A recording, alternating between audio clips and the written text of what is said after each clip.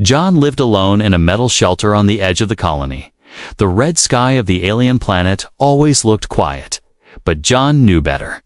He had seen what lived beyond the hills, creatures that didn't like humans.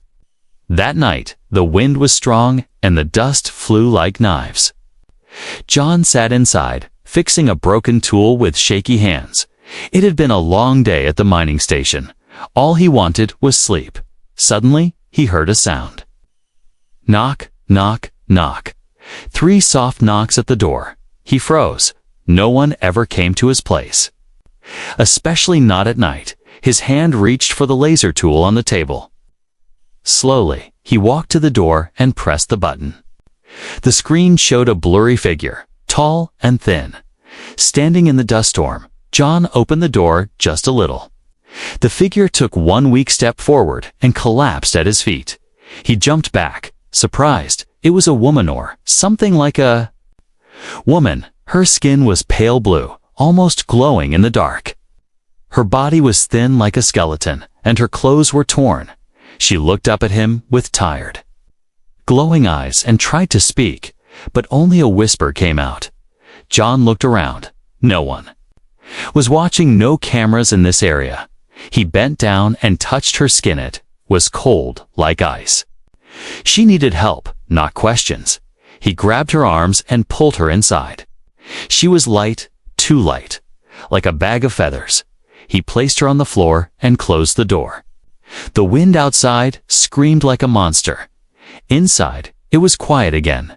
John ran to get water. He lifted her head and helped her drink.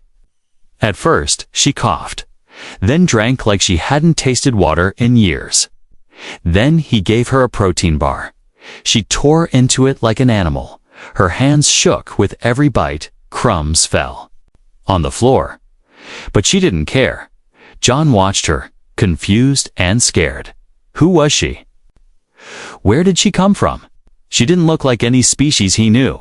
She wasn't human, but she wasn't fully alien either. He grabbed his scanner and pointed it at her. The screen flashed red, unknown life form. Her body showed signs of extreme hunger and exhaustion. No weapons, no tech. Just an ID chip that didn't match any records. She looked up at him again, her eyes softer now. Safe. She said in a quiet voice, "You, ... Help." Her voice was broken, like she was learning the words as she spoke. John sat back, heart still racing. He had a choice now: call security or let her stay. If the colony found out, they might take her away, or worse, they might think he was hiding something dangerous. But she didn't seem dangerous. She looked scared, alone, and hurt. He remembered the look in her eyes, pure fear. Not the kind monsters had, but the kind survivors had. He took a blanket and wrapped it around her. She leaned against the wall. Still eating, she stared at him, watching every move. John tried to speak slowly. "What's your name?" he asked. She touched her chest, confused. Then, after a pause, she whispered, "Elira, Elira." John repeated. She nodded. Then, pointed at him. "You?" "John," he said. She smiled just a little. It was the first human thing she had done. Minutes passed, and she finished the food. She lay down on the floor and closed her eyes. John sat nearby, guarding her like a soldier. He didn't know who would come for her, but something told him this wasn't just an accident. She was running from something big, and now she was here. At his door, suddenly. Her hand reached out and grabbed his wrist. John froze. Her glowing eyes looked into his again. Tears rolled down her cheek. "You... ... Family now," she said. Then she passed out. John sat in silence. Outside, the wind screamed louder. But inside, a new storm had begun. Not of wind, but of questions. Who was Elira? Why did she call him family? And what had followed her to his door? John didn't sleep that night. He sat on the cold floor, watching Elira as she rested. Her breathing was slow, calm, but her body still looked weak. She was not like anything he had ever seen. Her skin had soft patterns that glowed faintly. In the dark, her bones looked delicate, yet her hands had strength. Something about her felt designed, not natural, not born, made. When the sun rose over the red hills, Elira opened her eyes. She looked around, then at John, and whispered, "Still safe." John nodded, unsure what to say. He handed her more water and another food bar. She ate slower this time, her eyes always on him. It felt like she was studying him. Learning, remembering. "I need to know the truth," John said softly. He pulled a small device from his shelf. It was a translator, old model, but it might help. He handed it to her. "Speak into this," he said. Elira looked confused, but obeyed. She spoke words he couldn't understand, strange sounds. Ah. Like music and static, the device blinked, then translated, "I escaped," it said, "from the ship." John's heart beat faster. What ship? He asked. Elira paused, searched for words. "Big lab, ... In the sky, ... They made me, ... Hurt others, ... Test me." She touched her head, shaking. "They said I must not feel, but I feel." Too much. John leaned in, shocked. "You were a test subject." She nodded. "Not just me," she said. "Many, ... But now I'm the last." A chill ran through John's spine. Someone out there had been creating beings like her, then destroying them. And Elira had escaped. Now she was hiding. With him. He turned on his terminal and tried searching the records. No mention of a lab ship nearby. No reports, no alerts, nothing. He even scanned deep space logs. But it was empty. Whoever built that lab had wiped the trail clean. John looked back at Elira. "How did you find me?"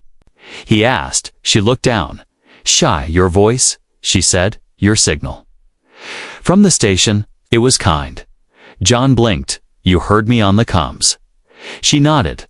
"Other humans, ... Cold, angry. But you were different." John didn't know what to say. He didn't think anyone was listening when he spoke to himself during repairs. But she had been, and somehow his voice had guided her. Just then, a loud beep came from his door panel. A message: "Colony patrolled.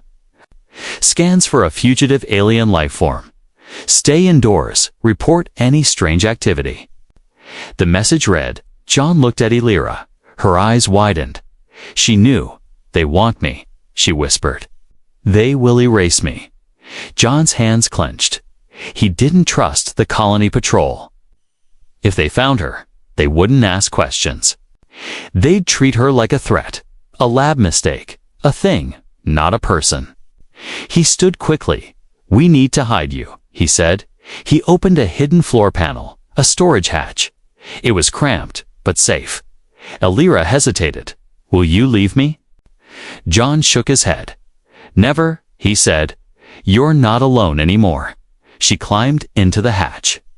Curling up like a scared child, John closed it just as boots thudded outside. Knock, knock, knock. Knock, knock. "Colony patrol. Open up," a voice said. John opened the door calmly. 2 officers stood there. Wearing armor and carrying scanners, were checking for signs of unauthorized alien activity. One said, "Seen anything strange?" John shook his head. "Just me and my tools," he replied. They stepped in, scanning the room. John's heart pounded. The scanner beeped once near the hatch, but then went silent. Old shielding still worked. The officers frowned. "You sure you're alone?" One asked. John nodded. Just a quiet night. After a tense moment, they left. John waited until the sound of boots disappeared, then opened the hatch. Elira crawled out, shaking. Tears ran down her face. "Thank you," she whispered. John sat beside her. "You're not going back to that ship," he said. "You're staying here with me." Elira nodded. Then, in a soft voice, she said, "Family." John looked at her, surprised, but deep down, something clicked. She wasn't just a lost creature. She was someone who had never known kindness. And now, she had found it. He didn't know what would come next, but he knew this: he would protect her, no matter the cost. 2 days passed since Alira had hidden in the floor hatch. The patrols still searched the colony, scanning for unknown life. John avoided going outside. He kept the lights low. He wanted no attention. Inside, he and Alira lived like ghosts, quiet and careful. But John needed answers. He couldn't protect her without knowing what he was protecting her from. She had told him bits and pieces. A lab ship, cruel scientists, other test subjects. But it still didn't explain how she reached him or what they had truly done to her. That morning, while Alira rested, John prepared a plan. There was an old science station deep in the desert. Abandoned after a dust storm damaged the systems. If there were hidden records or signals from the lab ship, they might be buried there. He packed food, water, and tools when Alira woke. He told her about the idea. "You don't have to come," he said. "It'll be dangerous." She stood, silent for a moment, then shook her head. "I go with you," she said. "Your danger." "Mine too." They left before sunrise. John's old rover rolled across the dry ground. Wind howled around them as they traveled past sharp rocks and empty valleys. Alira sat beside him, watching the land, quiet but alert. After 3 hours, they reached the station, a broken dome half covered in sand. Doors half open, systems dead. Inside, it smelled of dust and rust. John connected his tablet to the old server. The screen flickered, then lit up. Most files were corrupted, but one folder caught his eye. It was locked with high security clearance. He tried to bypass it. Alira stepped forward. Her hand touched the panel suddenly. The lock turned green. "Access granted." John stared at her. "How did you do that?" he asked. "I don't know," she said, "but it feels familiar." Inside the folder were audio logs, videos, and genetic maps. They began to play the files one by one. A deep voice spoke in one log. Subject E7 shows increased empathy levels beyond predicted range. Another voice followed. If emotional connection continues, erase memory and start again. Alira's face went pale. "I was E7, she whispered. John watched a video. In it, Alira sat in a glass room. Doctors stood outside. Taking notes, she held the hand of a small alien child, comforting it. One doctor said, "She reacts like a human mother." "This is unexpected." John's hands shook. "They tested your feelings," he said. "They wanted to control your heart." Alira looked away. "They hurt the child after that." "To see if I would cry," her voice broke. "I did." John felt a fire grow inside him. They didn't just test her body, they tested her soul. Another file showed her escape. Alarms blaring, flashing lights. She ran through halls, dodging weapons and machines. She entered a launch pod, alone, then vanished into the stars. The last log was a message from a lead scientist. "E7 has escaped. Protocol says terminate all remaining subjects. Project failed. Shut down lab. Erase data. Remove trace." John slammed the console shut. "They tried to erase you," he said, "but they failed." Alira looked at him, her eyes glowing softly. "You saved me," she said. "But I still don't know why I feel this way." John nodded. "Because you were meant to feel. They created something real, and they couldn't control it."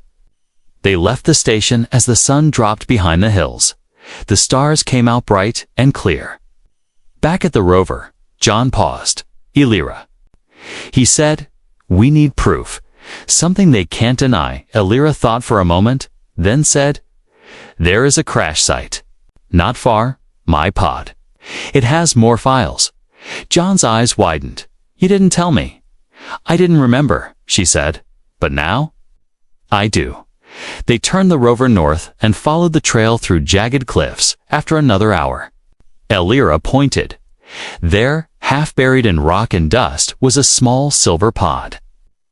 Bent and broken, but still whole, John helped her pry open the hatch. Inside were data cores, medical files, and strange alien tech. He connected a cord to his tablet. A flood of encrypted files appeared. John backed them up. "This is it," he said. "This can expose everything." Elira reached into the pod and pulled out a thin silver disc. "My memory," she whispered. She placed it on her head. Her body shook for a second, then calmed. She smiled sadly. "I remember it all now." John placed a hand on her shoulder. "You're not just a lab creation," he said. "You're a person." Elira nodded. "And now I know why I found you. You were the only voice that sounded like hope." The moment they returned from the crash site, something felt wrong. John noticed the lights on his door were blinking. Someone had tried to access his home while he was gone. Elira stopped. Behind him, silent, her body tense. She could feel it too. They had been discovered. John checked the security log. It showed 3 failed entry attempts, and then nothing. Someone had deleted the rest of the record. "We need to move," John said quickly. "They're watching us." Elira nodded, her eyes glowing slightly in the dark. "They know I'm here now," she whispered, "and they won't ask questions." John grabbed the data cores from the crash site and packed supplies. They had only minutes. He opened the hidden floor hatch again, but this time it wasn't for hiding. Underneath the hatch was a tunnel, old and dusty. "Used for maintenance years ago." "Come on," he said. "We'll use this to leave the colony." They climbed down and sealed the hatch behind them. The tunnel was dark, but John's headlamp lit the way. Elira followed closely, her steps light and quiet. The silence was heavy between them. They didn't speak not until they reached the tunnel. Exit 2 miles outside the colony. They emerged into cold night air. Above them, the stars blinked like a warning. Elira looked back once, then turned away. She knew there was no going back. They set up camp near the cliffs. John connected the stolen files to his portable terminal. He found evidence of genetic experiments, video logs, and signed orders from high-level officials. If he sent these to the council, it would start an investigation, maybe even a shutdown. But before he could upload the files, his terminal buzzed. A call was coming in from the colony leader himself. John hesitated, then answered. "John," the man said. His voice was calm. Too calm. "We know what you found. You have something that belongs to us." John didn't respond. He glanced at Elira, who shook her head slowly. "I'm not here to threaten you," the leader continued. "In fact, I want to make you an offer." "What kind of offer?" John asked, voice flat. "You give us the girl and the files," the leader said. "In return, we erase your debt, give you full clearance. Even a promotion." John almost laughed. "You're offering me a reward for betrayal. We're offering you safety," the leader replied. "You're alone out there, John, but you don't have to be." The call ended. John stared at the screen. He thought about his debts, his lonely life, his failed dreams. It would be so easy to say yes. But then he looked at Elira. She was sitting by the fire, watching the stars like they were old friends. She had trusted him when no one else would. She had called him family. John stood up and crushed the cum device beneath his boot. "No deals," he said, that night. They slept in shifts, but peace didn't last. In the early morning, Elira woke John with a whisper. "They're coming," she said. In the distance, he saw dust clouds rising, patrol bikes, fast armed and headed straight for them. "Run." "To the canyon," John said. "I'll slow them down." "No," Elira said firmly. "I won't leave you." John grabbed the data cores and stuffed them into his bag. Together, they ran into the narrow canyons. Blasters echoed behind them. As soldiers arrived, a laser beam hit the rock near John's head. Sending sparks flying, he ducked, pulled Elira down behind a boulder. They were trapped. Suddenly, Elira stood, eyes glowing bright. She raised her hand, and a wave of invisible force pushed the patrolmen backward. They flew into the rocks like toys. John stared at her in shock. What was that? I don't know, she said, breathing hard. But it's part of me. They kept running until the canyon opened in two. A hidden valley there. John activated a hidden relay dish from the old mining site. He uploaded the data cores to a deep space server. Once it's sent, he said, they can't cover it up. But before he finished, a shot rang out. A patrol drone had followed them. The blast hit John's shoulder, throwing him to the ground. Elira screamed and knelt beside him. Blood ran down his arm, but he smiled. It's done, he whispered. They'll know the truth now. The drone charged another shot. Elira stood in front of John, arms wide, glowing like a star. Then silence. The drone exploded in midair. Elira collapsed beside John, drained. He held her close. You saved me, he said. No, she whispered. You saved me first. The valley was silent again. Smoke drifted from the broken drone. John lay on the ground, bleeding, while Elira sat beside him, weak but alive. Her glowing skin had faded to a dull blue. She had used too much of her energy. She looked at John's wound and pressed her hand to it. A soft light pulsed from her fingers. Sealing the burn, John flinched, then looked at her. You're healing me, he whispered. Elira smiled faintly. I'm learning, she said. I was made to understand life. Now I choose to protect it. Above them, the stars began to shift. John noticed a strange light forming in the sky. A silent, silver ship, smooth, round, and without markings, hovered in place. It made no noise, no flashing lights, but Elira's eyes widened when she saw it. They found me, she said softly. Who? John asked, sitting up with effort.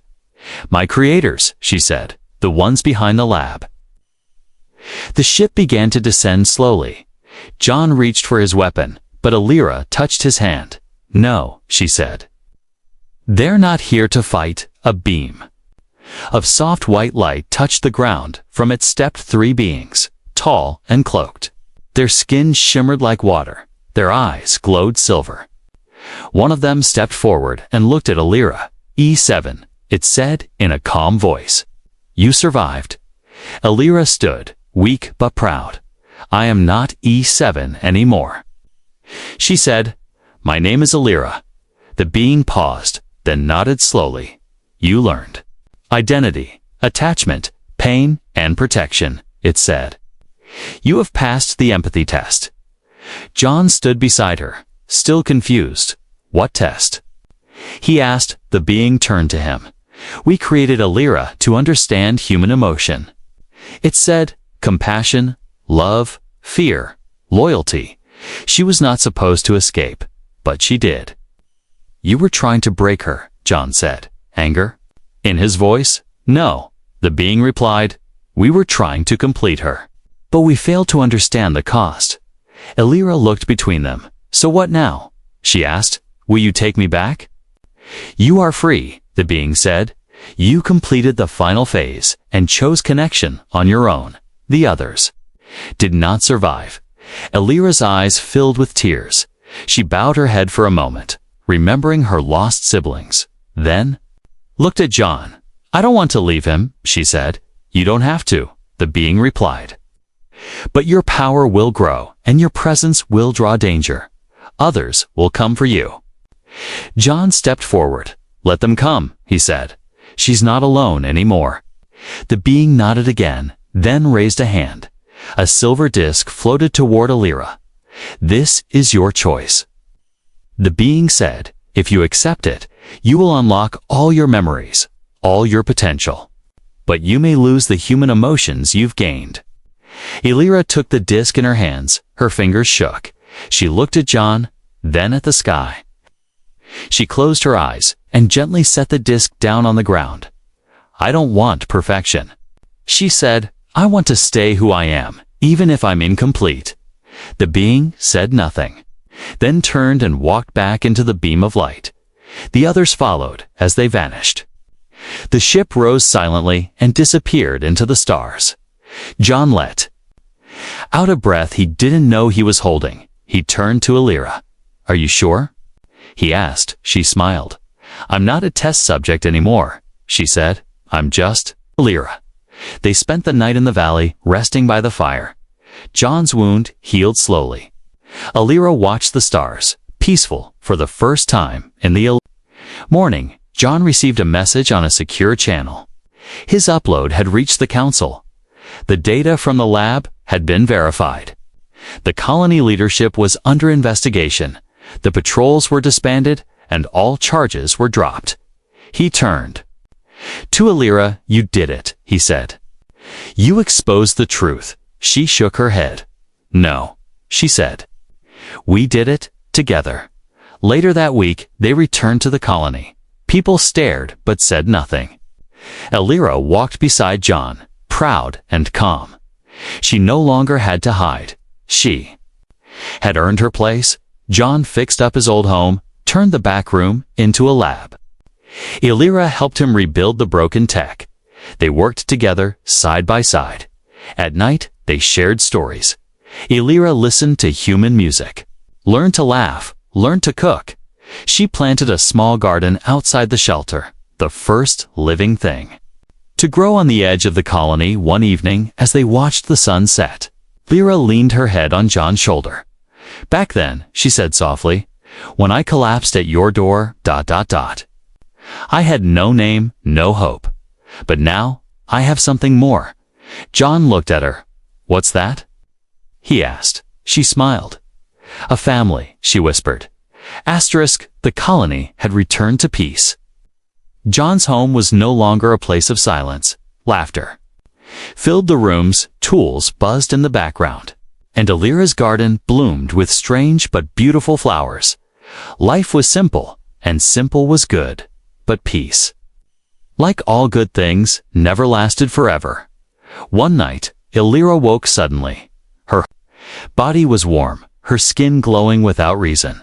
She felt a strange pulse in her head, a signal. Not from the colony, not from the creators, something new, something cold. It wasn't calling her. It was searching for her. She ran to the main room, where John was asleep on the couch. "John," she whispered. Shaking his shoulder, he opened his eyes slowly. "Alira, what's wrong?" "They found me," she said, "but not the ones from before. These feel different." John sat up quickly. "What do you mean, different?" "Empty," she said, her voice low, like machines, but not fully machines. "They're coming from deep space, and they're not just looking for me. They're scanning for all life with my signature."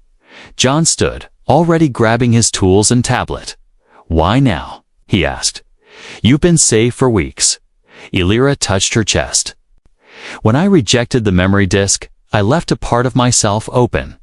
I think something else, ... Picked it up. John's screen blinked red. A long-range scan showed an unknown vessel entering the system. No name, no signal, no origin. Just one word on the wave, frequency. Recover. They both knew what it meant. John opened the emergency drawer and pulled out the backup data cores. "We need to warn the colony," he said. "No," Alira replied. "If they know I'm the target, they'll try to give me up again. This time, I'll fight." John paused, looking at her. "You've come a long way from the girl who collapsed at my door." Alira gave him a small smile. "I learned from the best." The next day, the sky over the colony turned silver. The strange ship hovered without a sound. It was massive, shaped like a spear, cold and polished. No lights, no windows. Just a feeling of pressure, like something watching from behind metal skin. John stood with Alira outside their home. Other colonists gathered, whispering, watching. Fear spread quickly. Suddenly, a beam of dark light touched the ground. From it, a shape emerged, not a creature. Not fully a robot either. It had no face, only smooth black armor. A voice echoed in all minds. Not through sound, but thought, return. The creation, it said, or be cleansed. Illyra stepped forward. I am not yours, she said out loud. You have no right to claim me. The being tilted its head. You are open source material. It replied, intellectual property. John stepped beside her. She's a person, he said. She belongs to no one. The being raised a hand, suddenly. Illyra screamed and dropped to her knees. Her body glowed wildly, pulses of energy fighting inside her. John knelt beside her, holding her up. What's happening? They're trying to rewrite me, she whispered. They're forcing a reset. John's hands tightened into fists. He looked at the machine. You'll have to go through me, he said. The machine hesitated. Then more beams touched the ground. 5, 6, 10 more machines arrived. It wasn't a warning anymore. It was war. John activated the old colony defense grid. Turrets rose from the dirt. Shields powered up. The colonists began to understand the truth. They were all in danger. Not because of Illyra, but because of those who wanted to control her. The first blast hit the shield with a roar. Illyra stood back up, glowing like a rising sun. I won't let them take me, she said. This time, I fight for me. She raised her hands, and from her palms came a wave of blue energy. It struck the nearest machine. Ripping it apart in a flash, John watched in awe. Illyra wasn't just defending, she was evolving. The machines pushed forward, but Illyra met them head-on.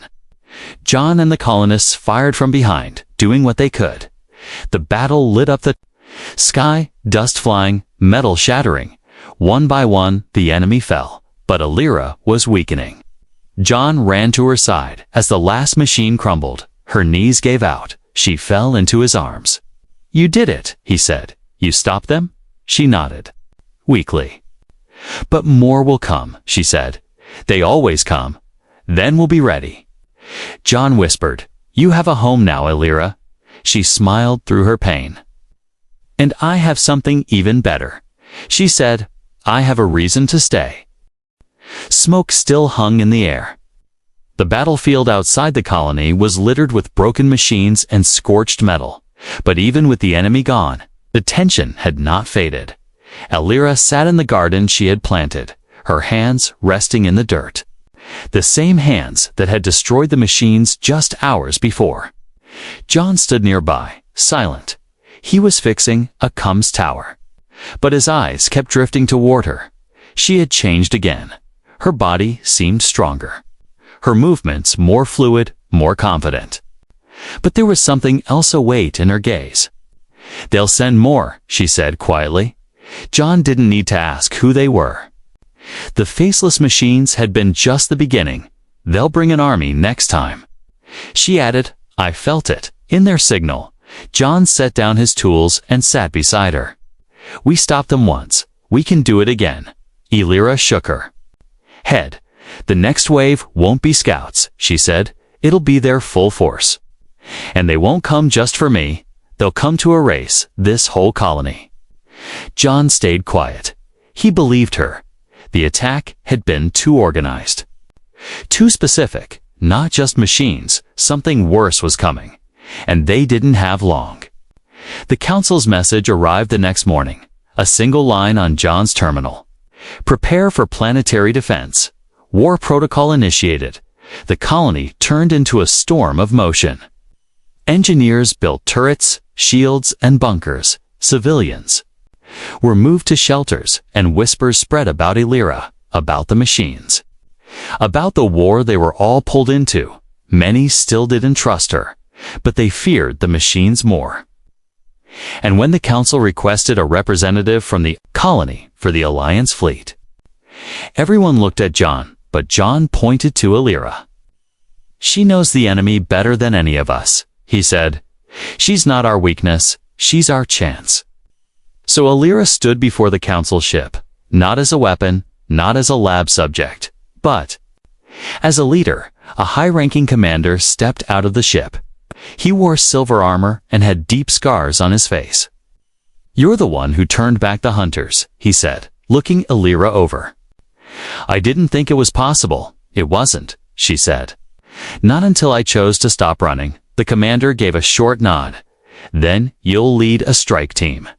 He said, "Before their fleet arrives, we hit their relay station, cut off their network."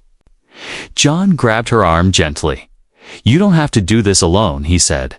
She turned to him. "I'm not," she said. "You're coming with me." Together, they boarded the council ship. Alira wore light armor, adapted to her energy. Signature. John carried his old toolkit, now upgraded with alien tech. Their target was hidden deep in a cave system on a dead moon. The relay station was the brain of the machine army. Destroy it, and the enemy would lose control. The council strike team was small 10 soldiers. One mission, Alira led the way, using her connection to feel the pulses in the rocks. She could sense the machine code like a living heartbeat in the ground. They reached the core of the relay, a tower built inside the moon. It pulsed with dark light. Humming with signals, Alira stepped forward, hands glowing. But before she could act, alarms. Blared machine sentries appeared, dropping from the ceiling. They moved fast, no hesitation, no fear. John grabbed his modified toolet. Wasn't a weapon, but it sent a pulse that stunned 2 machines. Alira fought like lightning. Her body danced with energy. Every motion, precise, powerful, but there were too many. Then John saw it. A crack in the relay wall, a power node hidden behind a metal plate. "Alira," he shouted, "there, use your core blast." She turned, focused, and fired a direct beam of light from her palms. The power node exploded, shaking the tower. All the machines froze mid-motion, then collapsed like dolls with cut strings. The relay was dead. The team evacuated as the tower began to collapse. Alira and John were the last to leave. Outside, the moon shook beneath them. The strike ship pulled them aboard just in time, back on the colony. Cheers erupted when the news arrived. The enemy fleet had stopped moving. The war wasn't over. But they had won the first real battle that night. Alira stood with John on the roof of their home. Stars shimmered above, but now, Lay looked a little less dangerous, a little more like hope. John looked at her. "You saved a world today," he said. Alira shook her head gently. "We saved each other again," she said. "And now, I know what I was truly made for." "What's that?" John asked. She smiled, her eyes soft. "To choose my own path," she said, "and walk it with someone who never gave up on me."